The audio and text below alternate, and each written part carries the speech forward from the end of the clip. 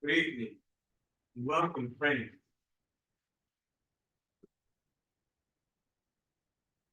My name is Francisco Burgos, and I have the blessing of serving Pendle Hill as the executive director. And as part of that blessing, welcoming you here tonight is a great joy. We are joining you from the land of the Lenni Lenape, a group of people from the First Nation of this country that is still among us today. And as we occupy this territory, we want to remind ourselves of everything that we have received from the Lenni Lenape, and at the same time, the long journey that we must walk to make reparation and to learn from them as we continue trying to build right relationship. Since 1930, Pendle Hill has been an experiment in spiritual learning, a spiritual learning that happened in the context of community. I want to welcome our leaders, the people that has passed by this land and by this institution in any capacity, as a student, as faculty, as sojourners, as visitors, as people that came here to host their own learning opportunity or training and strategizing opportunities. And at the same time, I want to welcome all of you that are joining us tonight into this experiment. One of the aspects of learning in community implies being creative and creating opportunities for us to get together and learn together. And the first Monday lecture series is one of those. And tonight, here we are, accompanied by many friends and seekers that are joining us online from around the globe, and us that are here in the barn. It is a great joy and celebration to be able to create a space for learning together. And I want to express my deep gratitude on behalf of Pendle Hill to the Friends Foundation for the Aged. They has made a very strong commitment to support Pendle Hill over the past year for us to keep offering many of our learning opportunities as a very affordable cost, and at the same time, many of them free and open to anybody that is willing to accompany us in this learning journey. Before I say a little bit more about our program tonight, I wanted to go over a few brief tech aspects. I am joined tonight in the barn by Olivia Gamber and Francis Kramer, that is not here in this room, but is on the second floor of the barn. And they are assisting with tech. If you have any technical difficulties or questions tonight, please message techhost/Q&A, and they will do the best that they can do to assist you in solving any technical issue. You may have noticed that we are live streaming this video on our YouTube channel, Pendle Hill USA. Only those speaking will be live streamed. In the coming days, we will send out a link to the recording along with the resources that we will be sharing with you tonight. We have enabled live transcription, so you are able to access closed caption. And at the end of this, we will have an opportunity to share time as we can comment and ask questions to Robin after her sharing. Now, let me introduce Robin. I know that all of you are very familiar with Robin, but for me, as a friends that came from Latin America, it is a great joy to welcome you here. And I am speaking, I think, on behalf of the many Latin American friends that you have served for the past 13 years as you work in your role as secretary, executive secretary of the French World Committee for Consultation Section of the Americas. It has been a blessing to have you on that role. And I know firsthand how meaningful for people within the region has been to have you accompanying us in many capacities, creating a space for us to get together, creating a space for us to learn from one another, and at the same time, making visible the great diversity of Quakers within our region. So thank you so much. Robin was born in California, graduated from the School of Foreign Service at Georgetown University, and he is very fluent in Spanish. You know, I can testify that to you. Over her last 30 years, and she is very young, believe me, Robin has worked for nonprofit organizations in Washington, D.C., New York, and San Francisco. She and Chris, her husband, are members of Green Street Monthly Meeting in Philadelphia, yearly meeting, and they have 2 young adult children.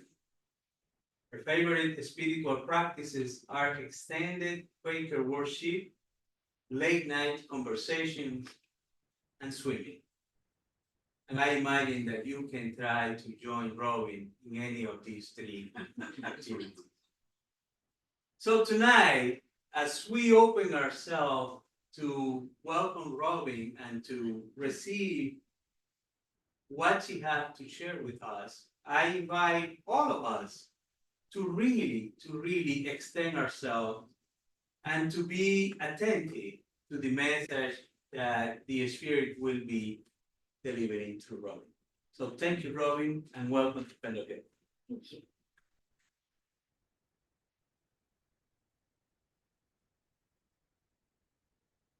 Good evening.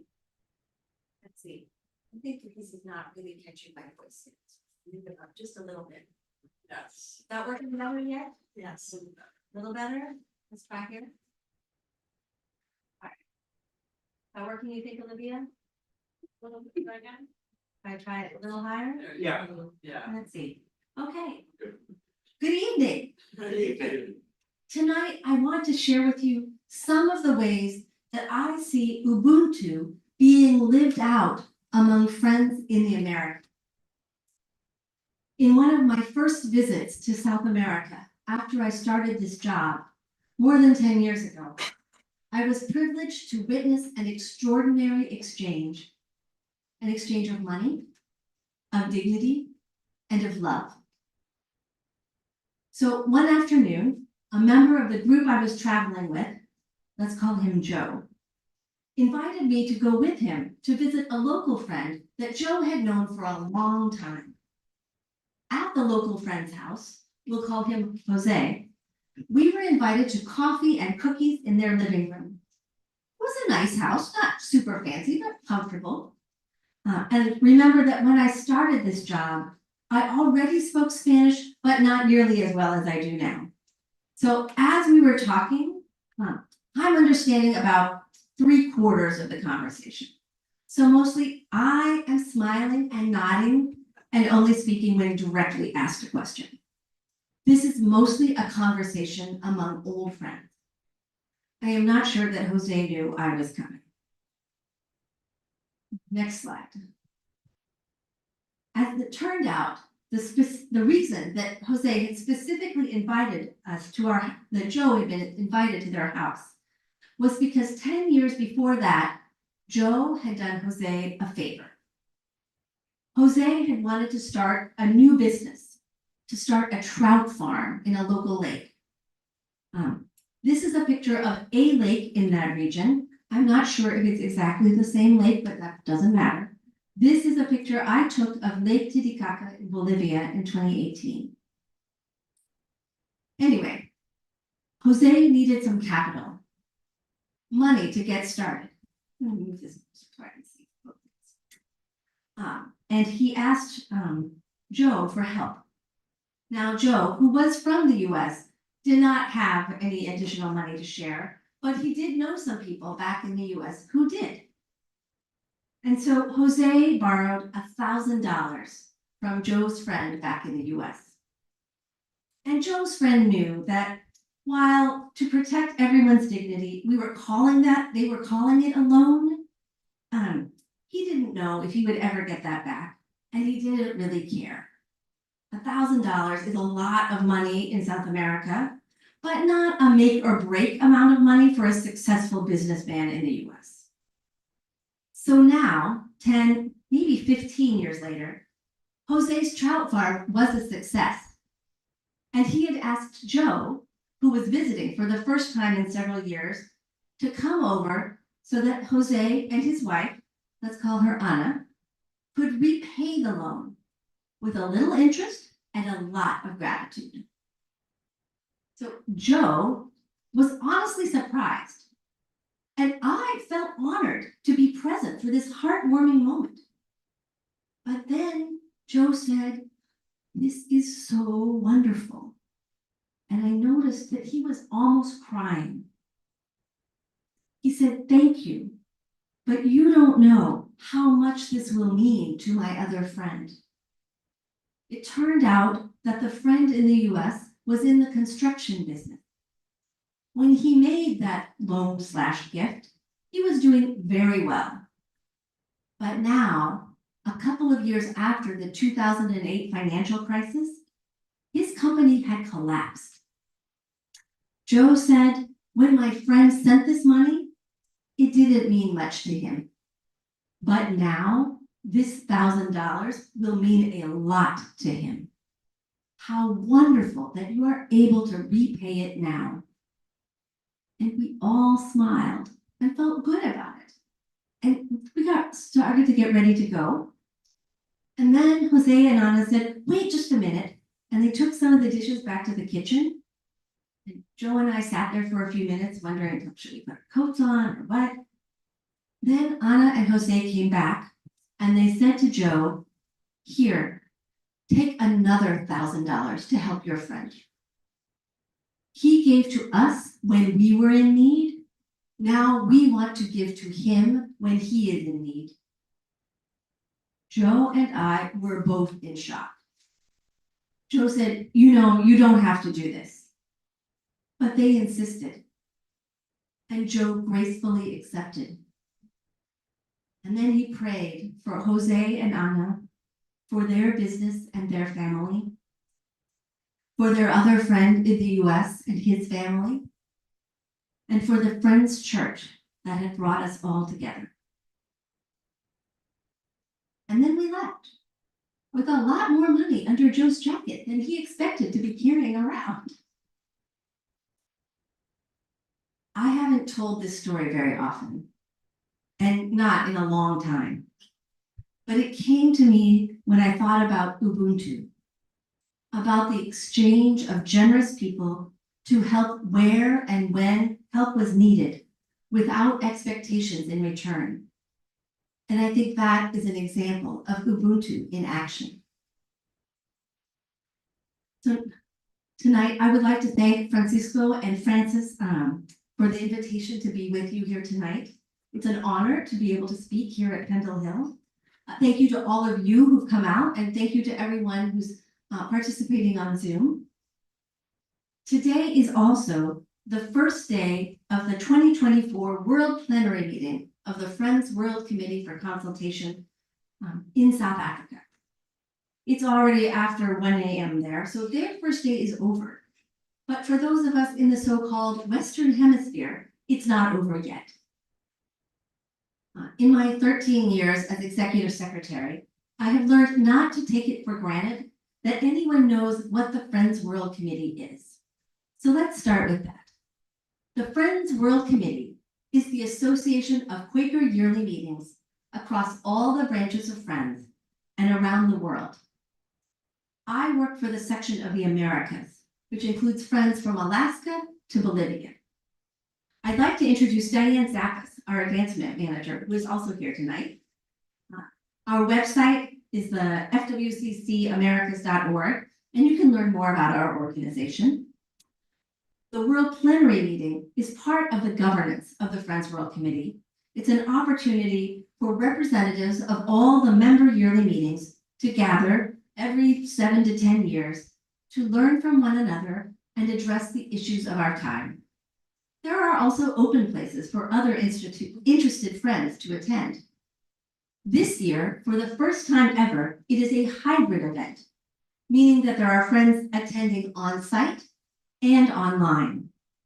If you would like to participate, you can come here to Pendle Hill to connect remotely.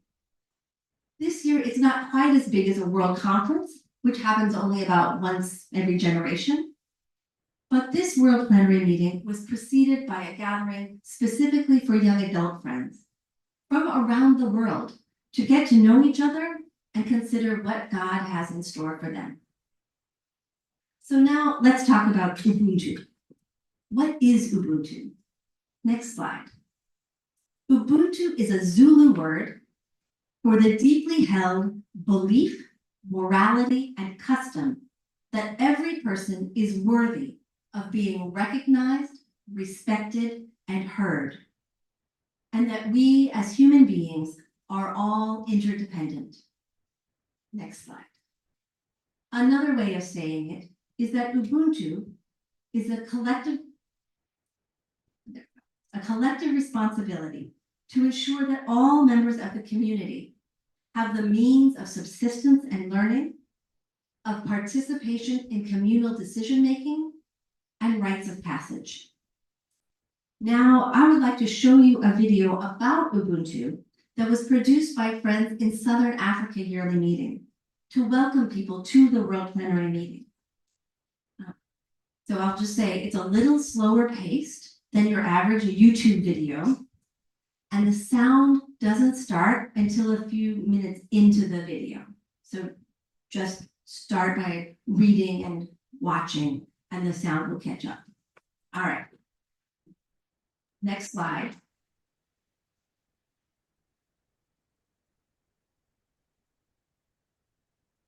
Go ahead.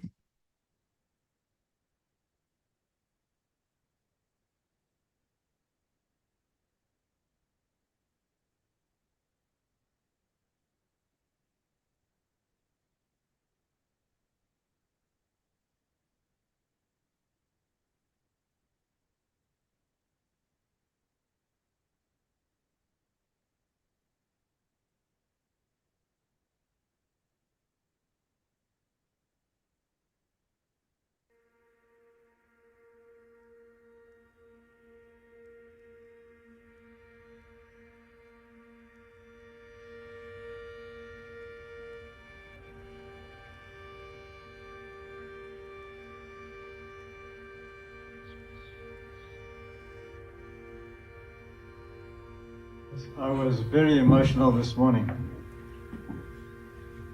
because it was so wonderful to be together as people in all our diversity this morning. We all know what's in the background. Actually, to be together in this way is a miracle, just as it is a miracle to be alive, actually. It was wonderful. It is wonderful. Marvelous. This spirit of human oneness is what we call Ubuntu. It's what we are learning about more and more, which is even spreading through the world, and which we want to learn about more today.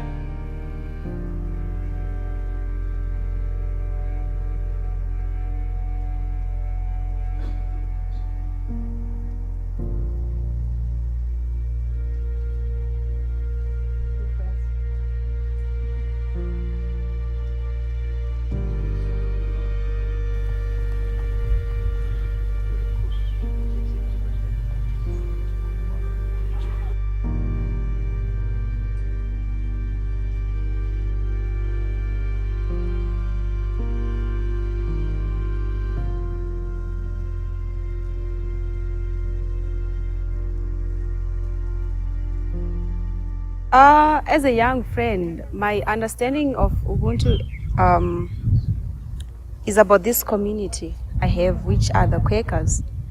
Ubuntu in my language means Hulu, which means that community which we have and how you handle your community.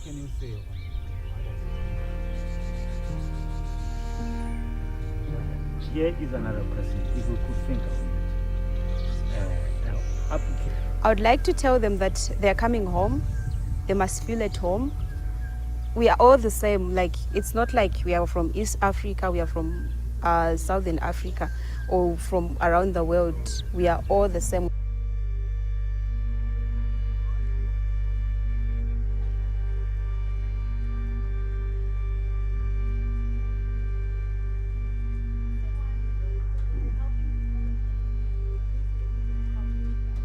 Ubuntu to Quakers is more of you are because we are, and this narrates very well. It also communicates very well from the values that we prefer or the values that we adore as Quakers.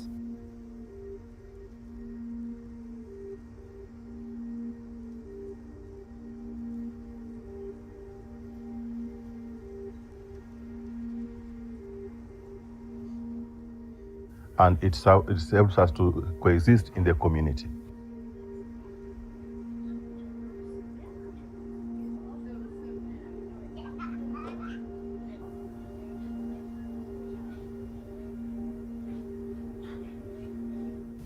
Quakers around the world will be coming together to South Africa in August 2024. This will be for our World Plenary Meeting. The theme of this is Ubuntu.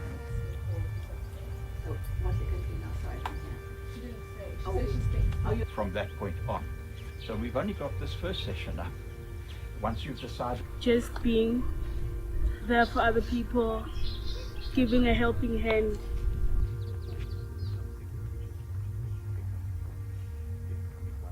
Ubuntu is a Zulu word, which means I am because you are.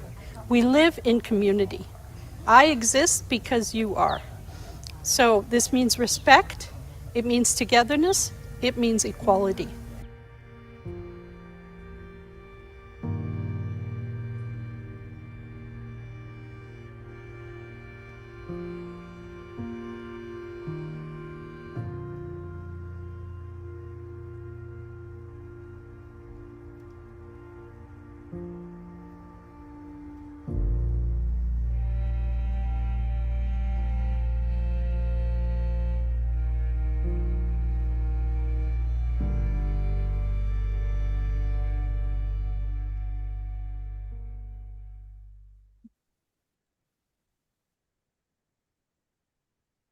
I think it's important that we hear about Ubuntu also from people who chose this for the theme for a world gathering with friends.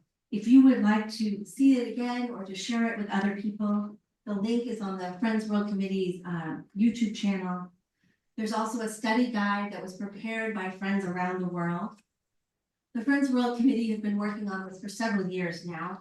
And last year we hired Hezra Masita, a friend from Nairobi Yearly Meeting, to shepherd this work going forward in the next few years. But this concept is not new, even if the word Ubuntu is new to many of us. Over the last 13 years as Executive Secretary for the Section of the Americas, I have seen friends living out this concept. So I want to tell you some stories about how our lives are intertwined and our dignity is interconnected. Almost all these stories are written between the lines. I think the Friends World Committee is all about Ubuntu, but these stories are mostly not about a program we did. I think all of our translation work and the interpretation is a practice of Ubuntu. And the ways that we learn to listen to friends, whether that's on 3.5-hour Zoom calls or in person, however, this is also because of Ubuntu. But these are not stories of something that I particularly did, but where I was a witness. And I want to fit in here that throughout this time, I continue learning about my own blind spots and then doing better. So Ubuntu is found as a daily practice in many African societies, although the terms, the language, and nuances may differ. The effect of Ubuntu is to maintain cohesion, balance, openness, peace, compassion, and dignity in a community. It restrains self-serving and materialism, and it ensures that strangers are welcome. So now I want to tell you a story a little closer to home. Next slide. In 2015, I was invited to speak at North Pacific Yearly Meeting in Spokane, Washington. The yearly meeting paid for me and a companion to attend. So I took my 13-year-old son. Now, he's an easygoing kid, and I was pretty confident that he could get along anywhere. But you never know. Middle school can be rough. And the group of kids there had all known each other practically since birth. But one of the moms that I knew through the Friends World Committee talked to her daughter in advance, and her daughter agreed to help welcome my son. They did not actually email each other in advance or anything, but when we arrived, this 13-year-old girl said, "Come on, Silas," and they walked into the crowd of 5 or 6 other kids, and they all welcomed my son, and he had a great time. And I was so impressed by this group of kids and by their parents, who were also very kind to me. This picture is of the group of kids a little later in the week. Now, that year, we had a lot of leadership for the Friends World Committee from North Pacific Yearly Meeting. The clerk, the treasurer, another member of the executive committee, and some other leadership positions. We actually had to talk to the nominating committee about expanding their circle. But there were all these individuals who were ready and willing, and we were so lucky to have them. And I was prepared at the beginning of my talk to say that other yearly meetings needed to ask themselves what North Pacific Yearly Meeting was doing right to have all of these talented friends serving in leadership in the wider Quaker community. But then I realized that we should also ask, what was North Pacific Yearly Meeting doing right to have all these amazing middle schoolers as well? I think it's not a coincidence. I think it is an example of friends practicing Ubuntu. Next slide. Ubuntu resonates with the Quaker belief that we are all equal. And our duty to care for one another was expressed beautifully by Isaac Pennington in 1667. Our life is love. You've heard this quote before, right? Our life is love and peace and tenderness and bearing with one another and forgiving one another and not laying accusations one against another, but praying for one another and helping one another up with a tender hand. If you want an older example, you could look to Paul's first letter to the Corinthians. Next slide. Chapter 12, verses 14 to 27 says, "Even so, the body is not made up of one part, but of many. Now, if the foot should say, because I am not a hand, I do not belong to the body, it would not for that reason stop being part of the body. And if the ear should say, because I am not an eye, I do not belong to the body, it would not for that reason stop being part of the body. Next slide. If the whole body were an eye, where would the sense of hearing be? If the whole body were an ear, where would the sense of smell be? Next slide. But in fact, God has placed the parts of the body, every one of them, just as God wanted them to be. If they were all one part, where would the body be? As it is, there are many parts, but one body. Next slide. The eye cannot say to the hand, I don't need you. And the head cannot say to the feet, I don't need you. On the contrary, those parts of the body that seem to be weaker are indispensable. And the parts that we think are less honorable, we treat with special honor. Next slide. But God has put the body together, giving greater honor to the parts that lacked it, so that there should be no division in the body, but that its parts should have equal concern for each other. If one part suffers, next slide. If one part suffers, every part suffers with it. If one part is honored, every part rejoices with it. Now you are the body of Christ, and each one of you is a part of it. This idea has been around for a long time and has been practiced in the Quaker community since the beginning. Now I want to tell you another story, which is really three stories that all sort of lead into each other. And it starts with a little girl in Bolivia who had a medical issue, a concern. She had something to do with the lymph system that meant that her arm was swollen and she couldn't move it properly.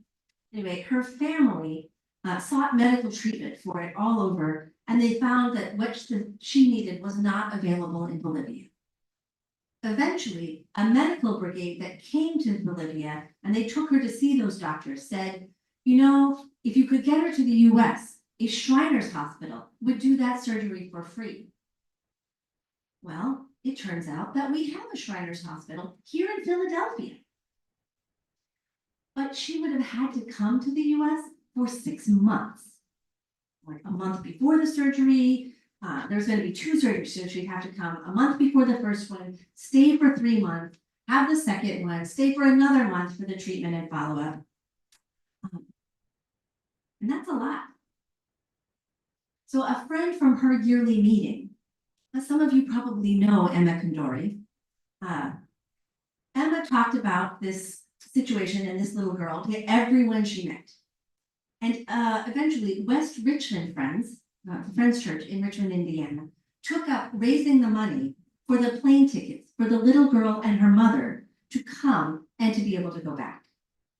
Here in Philadelphia, several people hosted them, some for months at a time. The Friends World Committee Network helped them to find housing, schooling, other kinds of medical care, everything that they needed for the 6 months that they were here. This was not a program of the Friends World Committee, I want to say. This is not something that we do on a regular basis, but that sense of Ubuntu and our humanity being linked led people to say, how can I help? A bilingual family in New Jersey with a daughter about the same age did some hosting and some respite care. Friends provided interpretation services for them in the hospital and everywhere that they went. We went to visit the Congregation of Evangelical Friends in North Philly, which is it's entirely made up of Guatemalan immigrants to the US. And part of it was that for the little girl and her mother to go to worship that would feel more familiar, be more, that they would speak the language and it would feel more common to their way of worship. But on the same day, those Guatemalan immigrants raised $400 on the spot to help this family with all of the expenses that just come from having to be in the US for a long time. And it worked. That little girl just graduated from high school, and she's doing much better. So in this, my two little parts, one was taking them to a middle school baseball game, partly so they could experience this great American pastime, and partly because my son was on the middle school baseball team. And I got to drive her to the hospital at 6 a.m. for her first surgery, because I had a minivan big enough to take her and her whole team of supporters.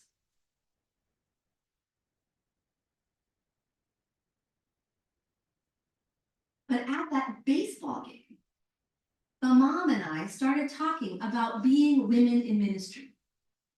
And she told me about her dream, her wish, that we could have a women's conference where women from Central America and South America could talk to each other. And I said, I thought that would be great. And wouldn't it be cool if we could include a speaker from Africa? Because, there are some similar experiences between Latin American friends and African friends. And because the United Society of Friends Women in Kenya is formidable. And I thought that exchange of ideas and experiences would be really good for all of them. So over the next few years, I kept talking about this idea in different places. But every time it came back that the cost of the plane tickets, the visas, the childcare that you would have to organize to have a women's conference across those kinds of distances, the obstacles were insurmountable. But in 2020, as the pandemic raged on and people were dying and things were awful in many countries, also, many people learned how to use the internet and video conferencing for the first time. And women who would have never have had access to a computer had to learn to try to help their children to do school online. And in Bolivia, the government subsidized internet access for the whole country for months on end. Next slide. So in August of 2020, we had the first Latin American Women's Conference.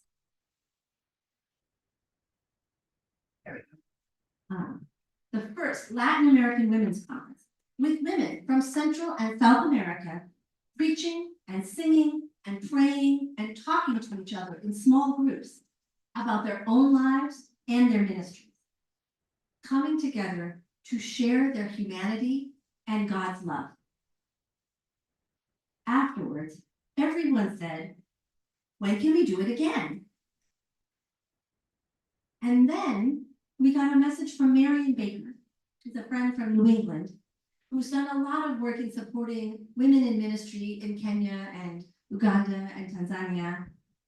And she wanted to say that a woman from Kenya had a leading to speak with Latin American women. And we began the process of organizing the next event. Just the planning process was an international achievement, all by itself, with every meeting requiring an international Zoom call and interpretation. And then, next slide, the first ever Latin American and African Quaker Women's Conference was held in October of 2021. Sharing their own stories and the stories of biblical women who inspire them, we felt very keenly that our humanity is all tied up together. So now I want to show you a short video that was prepared for the opening of that conference, with photographs sent in by women on the planning committee. Next slide.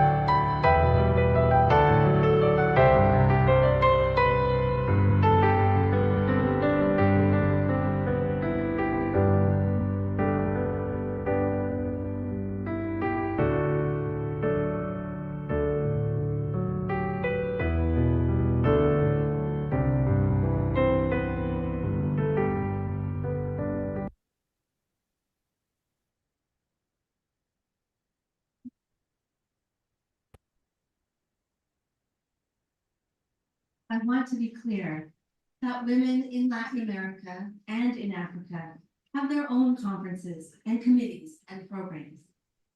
But the Friends World Committee made it possible for women who don't speak the same language, most of whom speak English or Spanish as their second or third language, to discover what they have in common and what they can offer to each other, just by virtue of who they already are and what God has done in their lives. So last, I want to tell you a story that was sent to me by Dorothy Grinnell, a friend from New England during a meeting. Some of you may know Dorothy and her husband Andy. For a while, they were in Richmond when he was president of Earlham College, but in their retirement, they have returned to Portland, Maine. Dorothy's not actually in this picture. This is a picture of our most recent in-person section meeting in North Carolina in 2023. But Dorothy was the clerk of the planning committee the year that we didn't have one conference. We actually had four in four different parts of the section. And she and I worked very closely together for several years. So for me, this story explains why this international organization matters personally, about the difference it can make in our own families. Some of you may have heard this before, but I love it every time. So Dorothy wrote to me, and she said, "The opportunity of work with the Friends World Committee has led me to a deeper understanding of friends. I have been forced to go deep into an exploration of my own faith and understanding. What I had not realized until a conversation with my sister-in-law recently is that the Friends World Committee has taught me how to listen at a deeper and fuller level than before. My sister-in-law and I are at different ends of the Christian spectrum. She is strongly conservative and wedded to personal salvation through acceptance of Christ.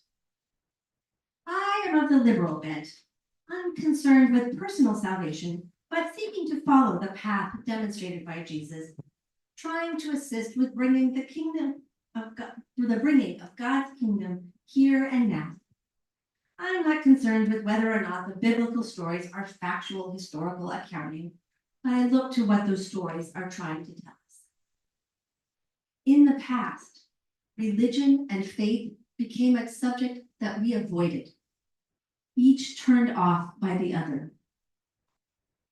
Recently, though, we were able to have a conversation lasting for about 2 hours.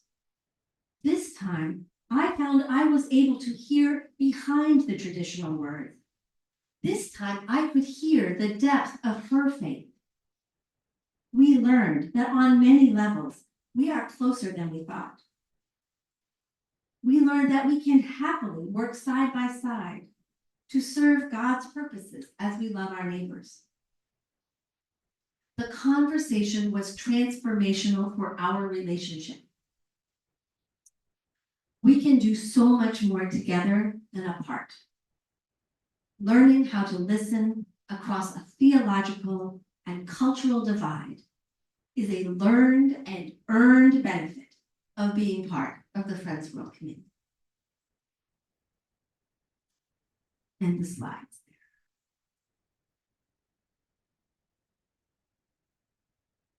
So these stories are just a few of the moments that stand out to me from my 13 years as Executive Secretary. This evening, in fact, is my very last act as Executive Secretary. If you would like to join the World Plenary Meeting, you can join in via the connection here at Pendle Hill tomorrow morning. In our closing worship tonight, and I think we'll have probably 15, 20 minutes, I invite you to reflect on where you have seen Ubuntu in practice among friends. And then at about 8:40, we'll close worship by shaking hands and then have a little more time for questions and answers. So you should all have your little cards if you want to write down your questions. And at the close of worship, Diane will go around.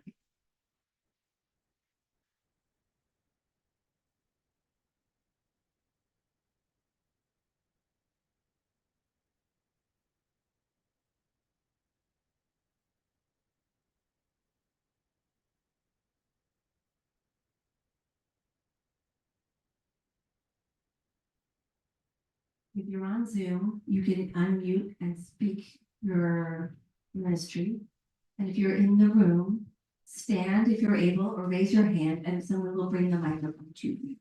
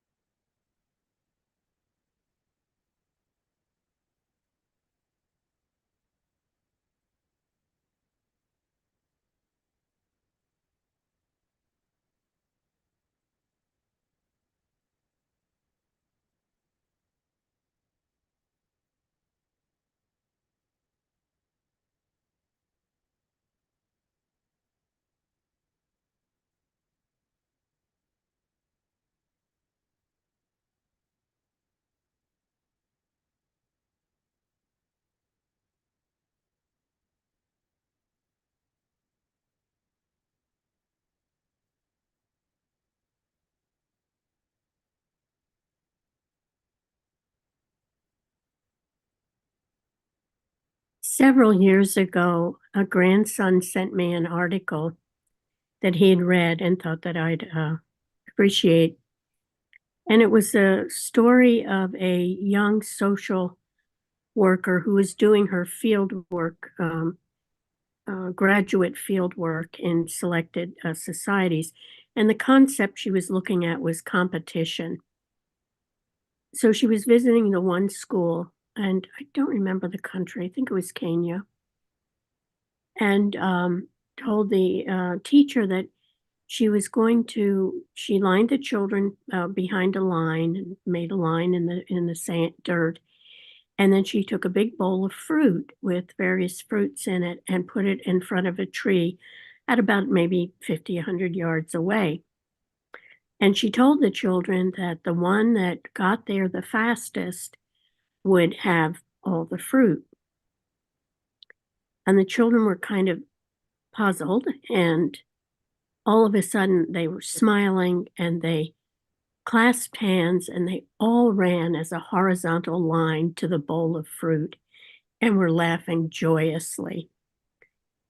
And the social worker asked the teacher what happened, and the teacher talked to the children and they said, Ubuntu, Ubuntu, and laughing and enjoying it as they shared the treat. And the teacher and one little boy said, we are one for all and all for one. And then she understood the concept of Ubuntu.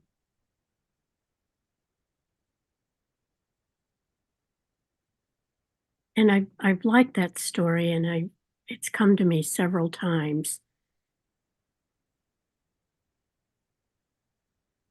And I think we can all learn from that we are all for one and one for all.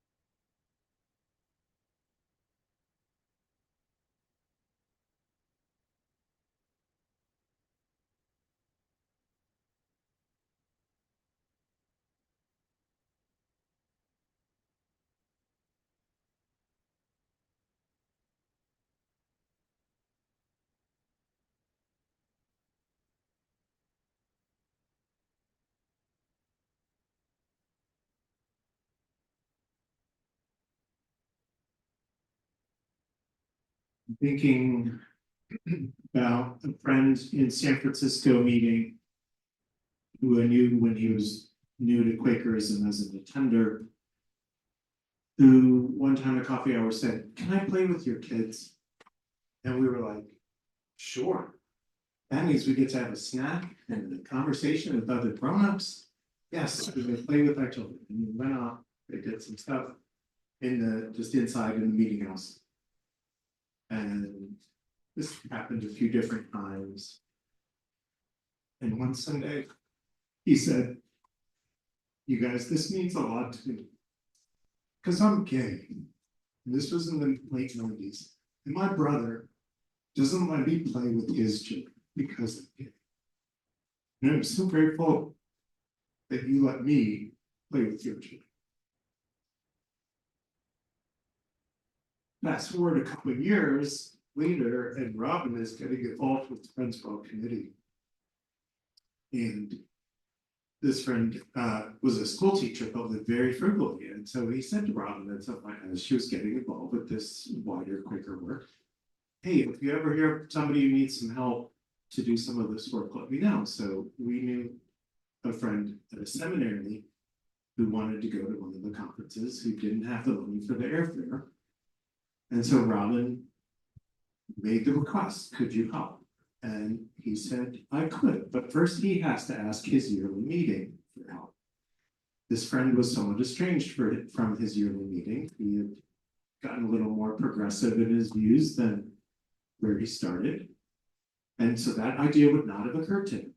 But this friend had that sense of, no, we need to be connected. You got to go talk to your people, even if you're not sure they're your people. And I forget if they even gave money, but maybe a traveling minute or something like that. And so I just love how that wove together, that we respected his dignity and he in turn gave back, and reconnected our friend to the kids.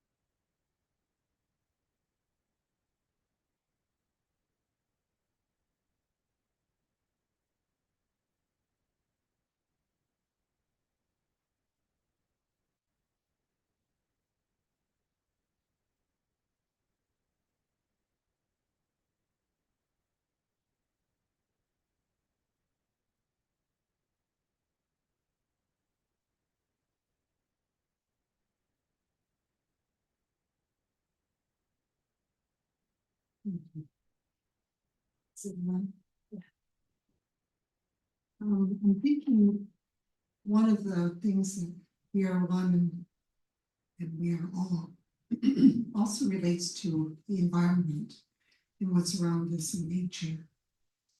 This week I had the privilege of writing an article about a tree that was at a daycare that was destroyed because of a bad kind of hurricane went through. And it was a 60-year-old tree, and the tree was a part of that daycare, and they loved it. It said it gave them shade. It was there for 60 years. It was there for building relationships. It was there for bonding the teachers and the students. It was just a real friend. So they had put on Facebook that they lost this tree, and they were mourning that. Well, they got a phone call the next day that said there was a service that wanted to help with the debris and get the tree taken care of free, which was a big deal. This daycare is for low-income families, so they're really struggling to just keep this open. So that was exciting. The very next day, someone called and said, "I heard you got your tree cleaned up. We want to plant a new tree, and that's going to be our contribution." It turned out it was 60 years since the tree was planted, and they were celebrating their anniversary of 60 years as a daycare. So they had a big celebration, and the children all got to be a part of becoming friends with this tree again. They had a birthday cake to celebrate the birth of this tree. And I just saw that so much as this concept of Ubuntu, where everything belongs and it's all part of us, and we need to honor that and be a part of it.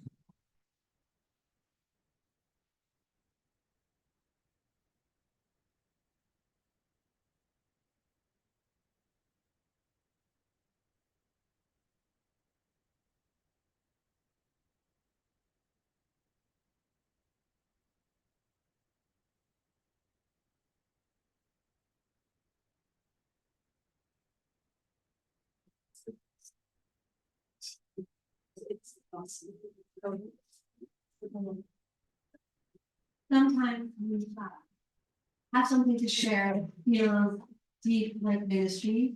And sometimes we just have a comment or a question that we want to ask. And we feel like it doesn't really fit in worship, but we want to make space for that too.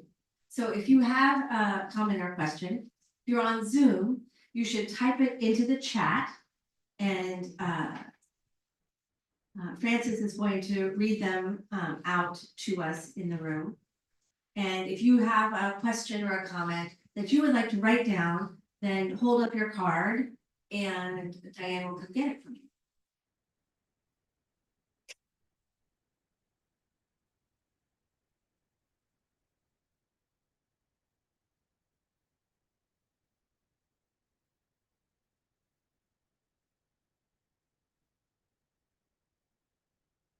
So I have no way of seeing. Francis, do you have any questions on the Zoom?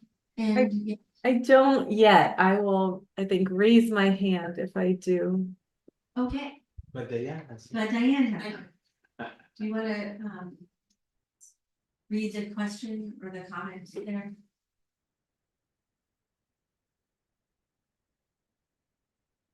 Your stories are wonderful examples of Ubuntu in practice or of Ubuntu already present. What advice would you give, or what steps would you recommend? Or what have you observed that will help with us, others, get to that place?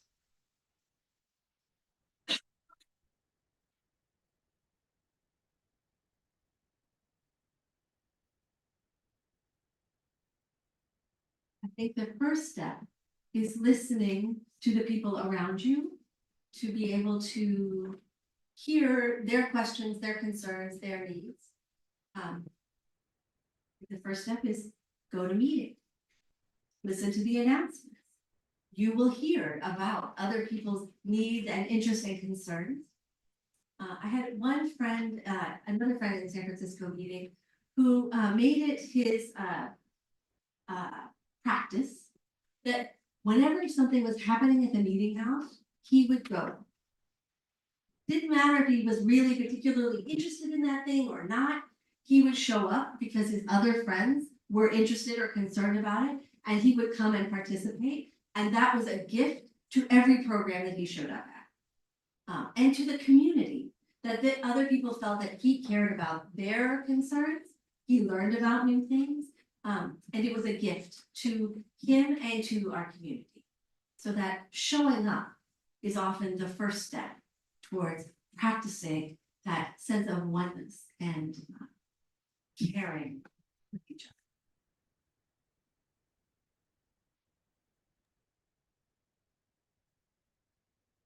Robin, friends online are expressing gratitude for your service and curiosity about your next steps, if there's anything you can share with us. I'm looking for work. It became clear to me about a year ago that my lead into this ministry was coming to its natural end. And so we've been working on that for some time. My successor, his name is Evan Welkin, just started on the 15th of July. He is actually in South Africa now. That was part of the plan, that we hire somebody in time for the new executive secretary to go to the World Conference, and not me, that whoever it was needed to go and be part of that. But the process of doing the work while getting ready to leave the work was really pretty all-consuming. And the amount of time I've had to actually look for work has been limited. I did my College Alumni Association has a program for helping like read your resume and how to like edit your LinkedIn profile. So I've done all of those things. But I don't know what is next. If you know anybody who's looking for somebody who looks like me or sounds like me, let me know. I'm open to a very wide range of things. I don't know that there's another Quaker job that I would want more than the one I've already had. So, and there's also, for a long time I've said in my next job, I want to do something with tangible results. Because you know, when you work in spiritual development for a long time, then you know you know that things are changing, but you can't really count. If you know, like I would love to work for like a pencil factory. You know that they're producing something that is of good use in the world that we could say, but at the end of the day, you could say, I was part of making 75,000 pencils today. Whatever. Anyway, I'm open to a lot of things. God will sustain me in my unknowing. And also I'm grateful to be married to an employed person who is not leaving his job, and we're not moving away from Philadelphia. So we have some space to live more. Are there other questions?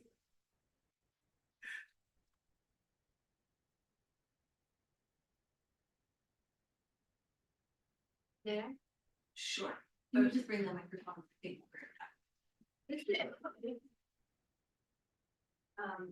Robin, this isn't a question, but Put the microphone closer.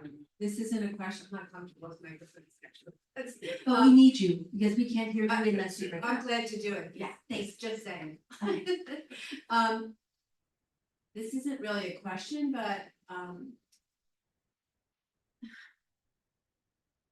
the stories that you told have touched me, and I'd like to share a story if I may. I had a brother who at a young age at 18 became a quadriplegic, and from the time he was 18 until he was 58, which is a very long time for people who are quadriplegic to live. People would often, we lived together all those years. People would often say to me how sad it was, and how could we do it, and how could he do it? And I would, the truth and my answer always was, he has a really wonderful life. He probably goes out socially more than I do. He has a job that has meaning to him. He's very good with my children, and when I think about why he had such a good quality of life, it was because of Ubuntu. From the time he was 18 years old until he was 58, there wasn't a day that went by that one of his childhood friends, men, all men, and then the women in their lives, but these men who, back in the 70s, men maybe didn't have the reputation of being as soft as they're now able to be, softer they're able to be. These were early working class men who every day someone came to the house to visit him. And it was just such a touching example that I had in my life on a daily basis of giving to him, having community within my house. Thank you.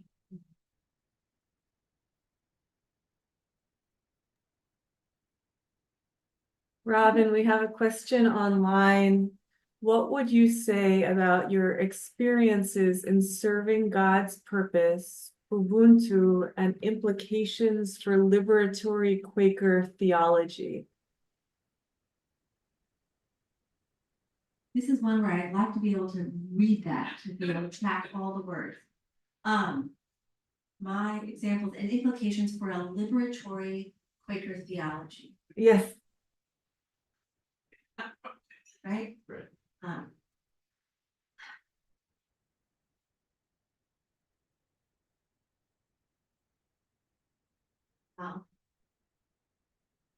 I read one biblical passage that I think is connected about being all parts of the body, and that we need all of our freedom is tied up with each other. That if one part suffers, the whole suffers, and if one part is honored, all the parts rejoice. I think it's the chapter of Romans 12 that is also really tied to this concept of Ubuntu and of the gifts that make up the whole of the body.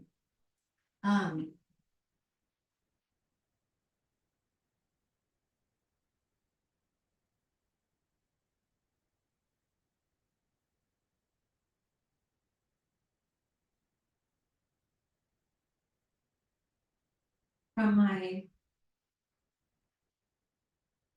very the experience that brought me to be a Quaker was a mystical experience when I was 21. That left me searching for like this idea that God was talking to me, and I had to figure out how to reply, how to respond. But the lesson or the experience was of recognizing that I was as minuscule as the mountains in God's creation. And then the sort of mirror experience of being as magnificent as the grass in God's creation. That we are all tied up with each other, that we are all connected, and that connectedness means we're not alone in our pain or our joy, and that God's creation is all one. And we are minuscule and majestic within it, everyone. That's my theology on the fly.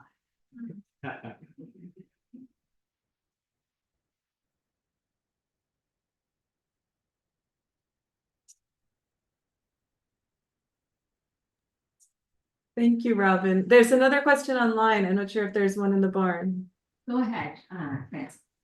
A friend asks, how do we attempt to implement and sustain Ubuntu in a society where capitalism and scarcity mindset are so prevalent?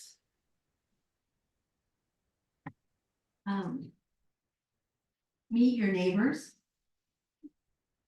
Number one. Know the people who you live closest to. And that will take you out of whatever boxes that our society and our economy want to put us in.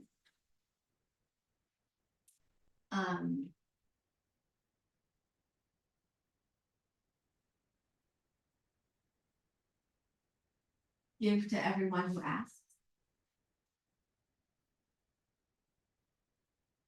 According to your means. And that will also put you in touch with the caring and the connection to other people around you.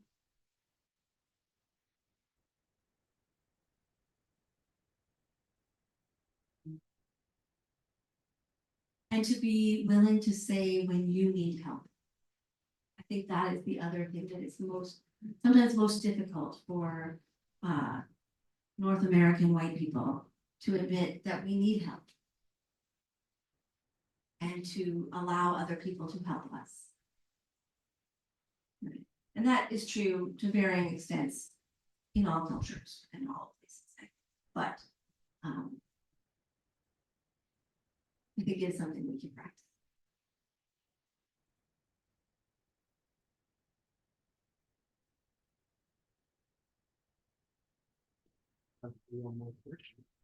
Yeah, so we think we have to, I'm looking at Francisco to know like where are we in the closing up, but we think we have time for one more question. Someone here in the room or anyone on Zoom? Oh, now we have 3. You only need one.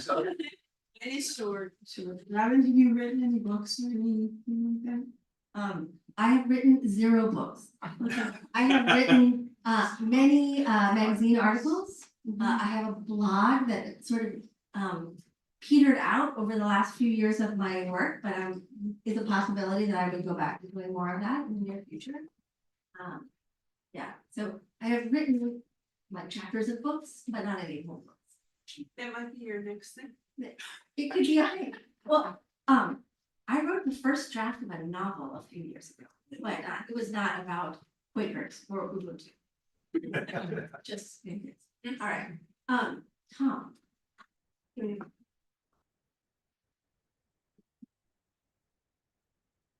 This is not so much a question, but an example, a story.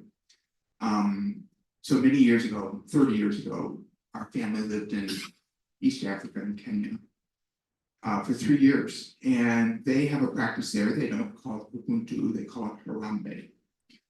And the basic idea is that when somebody has a need, perhaps a big medical bill, funeral expenses, school fees, the neighbors get together and they have a harambe, which I think means literally we pull together.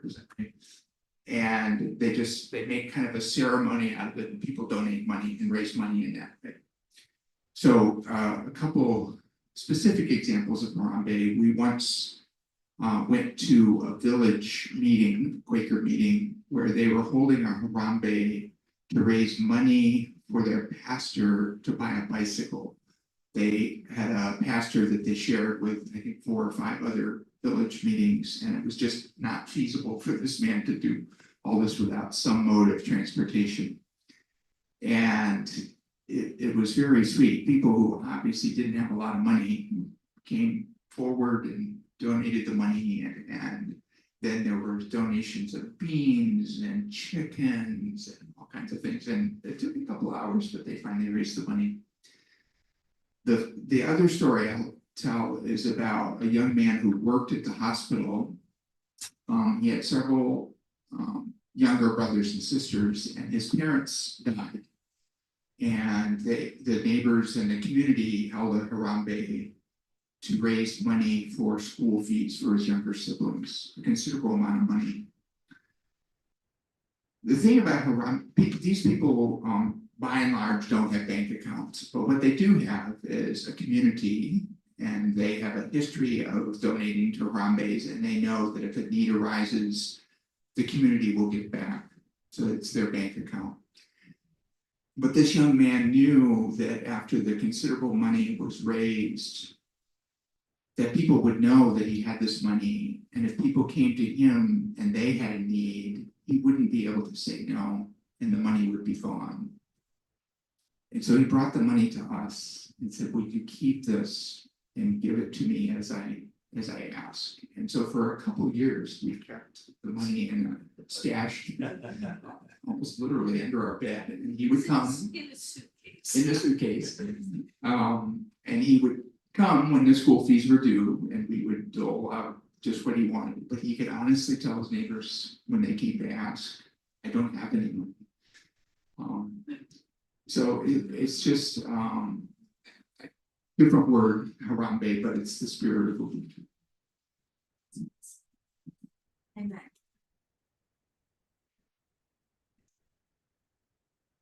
Well, don't go Okay. far. Thank you so much, Robin.